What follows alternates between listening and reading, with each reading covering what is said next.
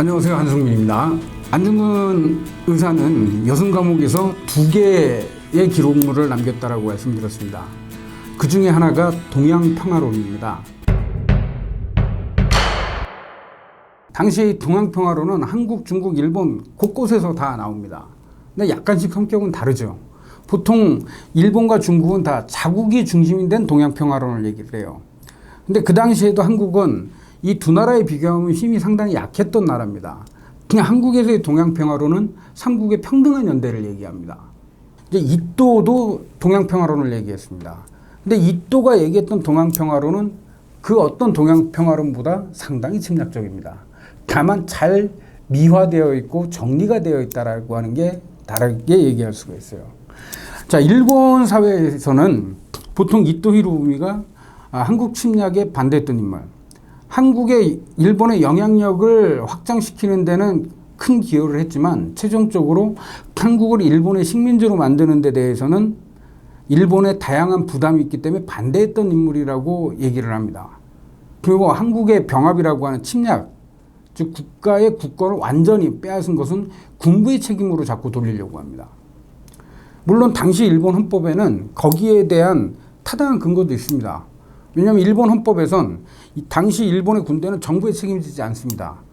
천황에게 직속되는 부대예요. 그래서 정부에 충성을 하는 군대가 아니라 천황에게 충성하는 군대입니다. 근데 정부의 허가 없이 전쟁을 할 수 있었던 군대라고 하는 게 기본적으로 일본 헌법상에서 규정되어 있는 겁니다. 그런데 어쨌든 천황에 직속된 그런 군대라면 그러면 더더욱이 전쟁의 책임은 천황에게 있는 겁니다. 천황의 허가를 받아야 되는 군대니까요.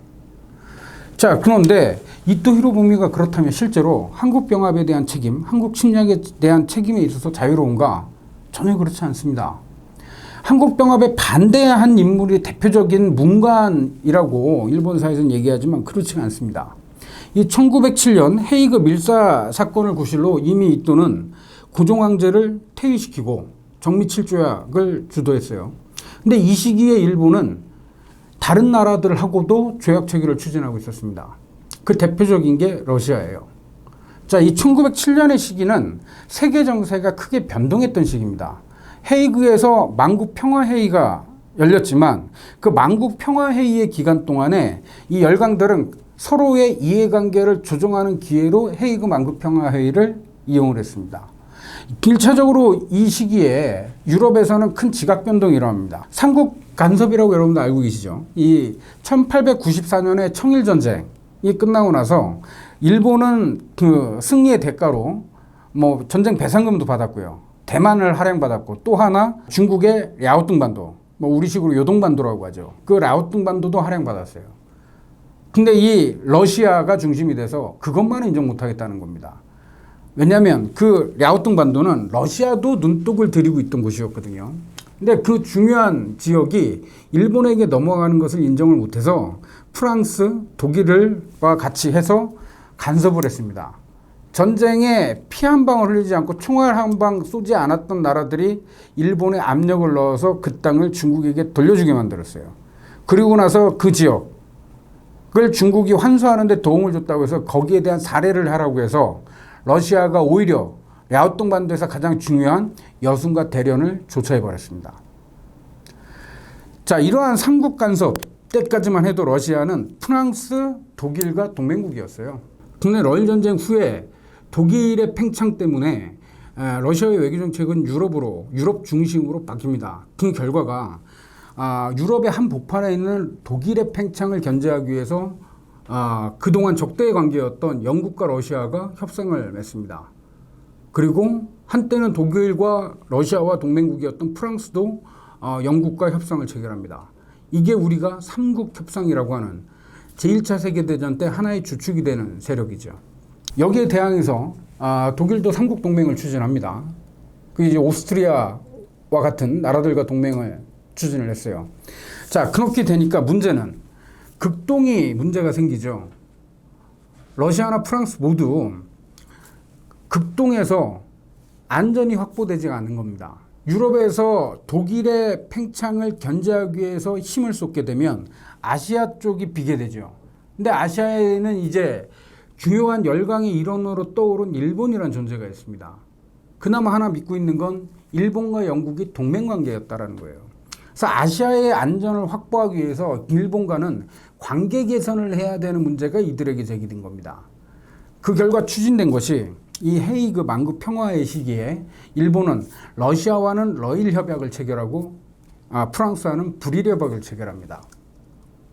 근데 이 제1차 러일 협약인데 이 제1차 러일 협약을 체결하는 교섭 과정에서 여전히 일본은 러시아에게 요구하는 게 한반도에 대한 일본의 탁월한 권리를 주장하는 겁니다. 근데 거기에 대해서 러시아는 그 대가로 그렇다면 외몽고 일대 광대한 지역에서 러시아의 세력권을 인정하라고 하는 게 러시아의 요구였어요. 이 외몽골의 북쪽 지역 거의 중국의 북쪽 국경의 대부분인 겁니다. 거기에서 러시아의 세력권을 인정한다라고 하는 건 일본 입장에선 이거는 서로가 평등한 관계가 아니라는 거예요. 그래서 이 당시에 이토가 직접 그 외교 전문을 지시를 합니다. 그렇다면 우리가 외몽골 일대에서 러시아의 세력권을 인정을 한다면 러시아는 앞으로 한일 관계의 발전에 대해서 더 이상 간섭하지 말라고 하는 것을 최종적으로 요구를 해요. 그러면서 그 주석을 붙입니다.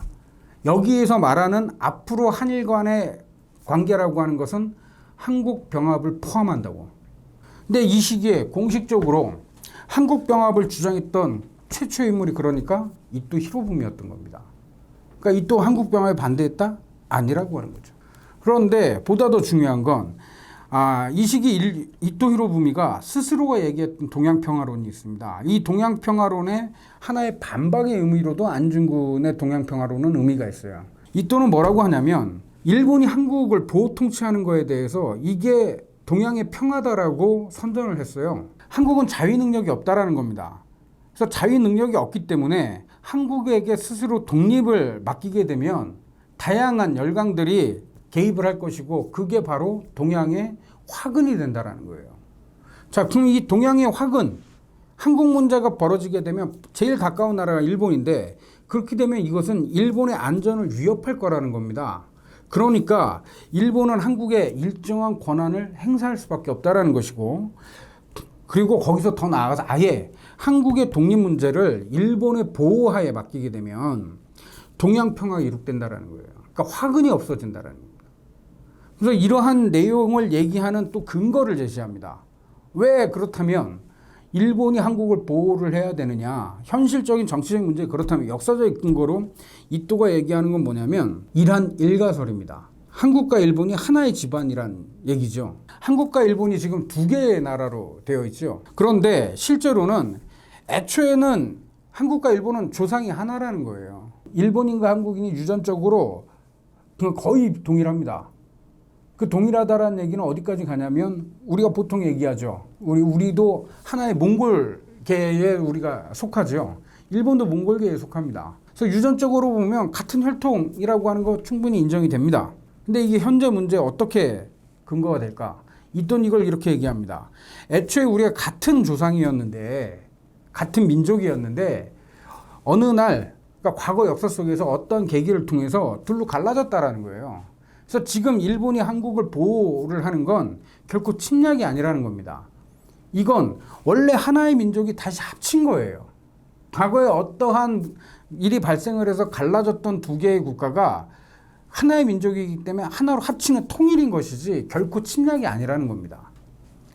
이 얘기는, 이 근거는 당시 일본의 고대학계에서 얘기했던 기마민족설에 근거하고 있는 내용입니다. 지구가 얼었다 풀렸다 했었죠. 그때 이제 몽골에서부터 얼린 바이칼로 저 북쪽에서부터 이 기마민족, 말을 탄 민족이 남하를 한 거예요. 따뜻한 남쪽 나라를 찾아서. 그렇게 남하하다 군데군데 떨거지들을 떨궈놓고 최종적으로 가장 엘리트들이 일본으로 갔다라는 겁니다. 그러니까 그들이 남하하던 간빙기 당시에는 일본이 대륙과 연결되어 있었거든요. 역사적으로. 그러니까 그 시기에 가장 엘리트들만이 일본에 갔기 때문에 일본이 주도해야 된다라는 거예요. 그 엘리트들이 일본에 남았다라고 하는 건 지금 현재 동해에 제일 발달한 나라 일본이라고 하는 걸로 증명이 된다라는 겁니다. 근데 굉장히 이건 어이없는 얘기예요. 지금이야 우리가 지도를 직접 볼 수가 있죠. 그래서 어디쯤 가면 어떤 나라가 있다는 걸 알아요. 그런데도 여행 가기 쉬운가요? 근데 이 당시에는 앞으로 가면 뭐가 있을지 모르는 상황이에요. 게다가 사람들은 정착을 해야 될 곳이면 보통은 자기 고향과 조금이라도 가까운 곳을 원합니다. 그리고 비슷한 환경을 요구합니다. 그럼 가장 무능력한 사람들을 떨궈 놓고 최정예가 갈 것인가? 더 앞으로 더 나갔을 때 뭐가 나올지 모르는데요. 그럼 일반적으로는 어떻게 될까요? 오히려 힘센 집단, 엘리트들이 먼저 남고 나머지를 쫓아내는 방식이죠. 그럼 쫓겨난 사람들이 또 새로운 주거지를 찾아가는 겁니다. 주거지를 찾아가다가 굶어 죽을 수도 있는데. 그러니까 이 기만민족설은 기본적인 토대가 잘못되어 있는 건데 한 집안에도 형과 아우가 있다는 거예요. 그럼 우리가 한 집안인데 발전한 일본은 형이고 가난한 조선은 아우라는 거죠. 그래서 잘 사는 형이 이 못 사는 아우인 조선을 지도하고 보호하는 게 이게 당연한 거라는 겁니다. 그래서 이건 뭐냐면 한일 간의 관계가 대등한 관계가 아니라 일본이 한국을 속국 내지는 병탄한다라고 하는 것을 돌려서 얘기한 거에 불과한 겁니다. 그래서 이러한 이토의 동양평화론에 대해서 반박으로 쓰였던 것이 이 안중근의 동양평화론이고, 이 안중근은 동양평화론에서 또 그렇다면 실질적인 동양평화는 어떻게 돼야 될 것인가 라고 하는 것을 자기 생각을 정리해서 대안도 제시합니다. 근데 그 대안을 보면 지금의 우리에게도 시사할 만한 점이 꽤 많습니다. 그럼 대표적인 내용을 보면 기본적으로 한국에서 나왔던 동양평화론은 한중일 삼국이 수평적인 연대입니다. 그러니까 서로가 대등하게 평등하게 연대한다라는 거죠. 근데 그 구체적인 방식으로 뭐를 제시하냐면 공통의 군대를 얘기합니다. 한중일 삼국의 공통 군대를 만들자. 뭐 이들 그리고 당시에 각국의 젊은이들에게 최소한 언어를 하나 이상 가르치자라는 거예요. 중국의 젊은이들에겐 한국어나 일본어를 가르치고, 한국의 젊은이들에겐 중국어나 일본어를 가르치고, 일본의 젊은이들에겐 한국어나 중국어 중에 하나를 가르치자라는 거예요. 그래서 이들 간에 언어 소통이 되도록 하고, 그 다음에 또 하나는 지금도 중요한 경제적인 이슈 중에 하나인 공동 경제권이에요. 공동의 화폐를 만들어서 이것을 블록하자라는 거예요, 경제를. 그래서 어떤 측면에서 보더라도 삼국이 수평적으로 연대하는 동양평화론, 이래야지만 화근이 없다라고 그 대안을 제시합니다. 우리가 이걸 구체적인 측면에서 검증을 하면 지금에서 보면 문제가 있는 내용도 물론 담겨 있지만 기본적인 틀을 보면 지금도 우리에게 시사해 주는 바가 많습니다. 공식적으로 일본의 법정에서 이토에게 요구했던 게 마지막이 뭐냐면 한마디만 하면 무죄로 석방해 주겠다라는 거였어요. 그 한마디가 뭐냐면 한국의 은인이 이토를 내가 오해해서 사살을 했다라고 하는 그 한마디만 하라는 거였습니다. 그 한마디만 하면 지금 당장 풀어주겠다라고 얘기했는데 안중근이 그걸 거부합니다. 개인적으로 살인을 꾀한 범죄인이 나는 아니라는 거예요. 내가 이토를 죽였지만 나는 개인적으로 살인을 한 게 아니고 우리 국가의 원수에게 난 총을 쏜 거고 그 한 사람에게만 총을 쏜 게 아니라고 얘기를 하죠. 그래서 나는 대한국 의병의 참모 중장으로 하얼빈에 와서 전쟁을 개시하고 그래서 습격을 해서 그 작전 후에 포로로 됐으니까 나를 전쟁 포로로 대우해달라는 요구를 합니다. 안중근에 의한 이토의 사살은 그냥 개인적인 울분을 토로한 것도 아니고 그냥 개인적인 복수를 한 것도 아니고 침략의 원흉 한 사람을 쏜 것도 아니라 당시 일본의 침략 정책에 대한 응징이라고 하는 것을 명확히 했다라고 알 수가 있습니다.